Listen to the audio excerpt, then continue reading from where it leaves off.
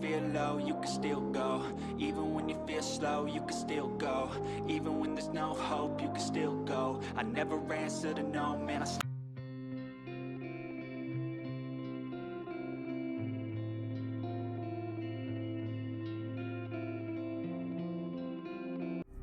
Hey NaturePeeps, let's get wild today as you learn about the Galapagos Giant Tortoise, this time on Nature Guy X46 Presents. So to start off, this tortoise is a herbivore. These animals feed on leaves, grass, cactus flowers, cactus pads, cactus fruit, vines, and fruit in general. Due to their slow metabolism, it can take 3 weeks for them to fully process a meal. Males can reach 4 feet in length, depending upon the subspecies, and they can weigh up to 400 to 700 pounds. But some of that does depend again on the subspecies. The Galapagos Giant Tortoise cannot swim, but they do like to wade or to soak. They may migrate around their island depending upon where the best food is at any given time. They also love to bask in the sun since they are cold-blooded. There are 13 subspecies of this tortoise. On, I think it's Isabella, they have volcanoes, and each of the volcanoes has their own subspecies on the slopes or around them. These tortoises may eat different foods, and they may even have different shaped shells. Some of the turtles have a saddleback carapace, while others have a dome-shaped carapace. Anyway, the shells have developed a notch above where the neck is, and this allows them to reach up into plants that they wouldn't normally be able to reach. These animals reach maturity around 40 years of age. Females lay eggs in a nest they dig.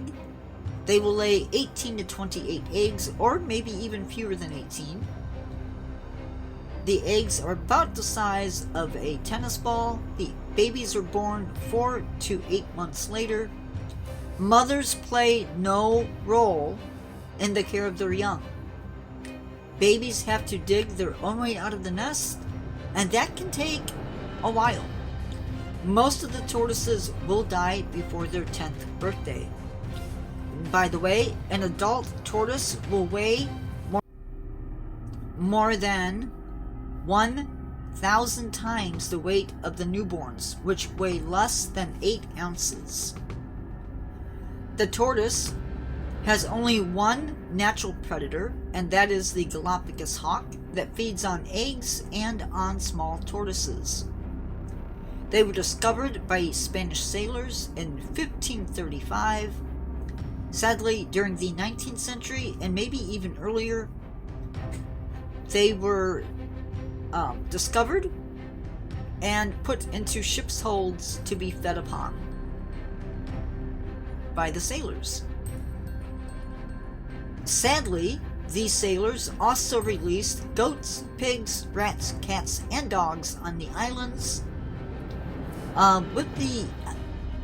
At least with the goats and the pigs, they were hoping that they would reproduce so that they could be harvested on the way back through.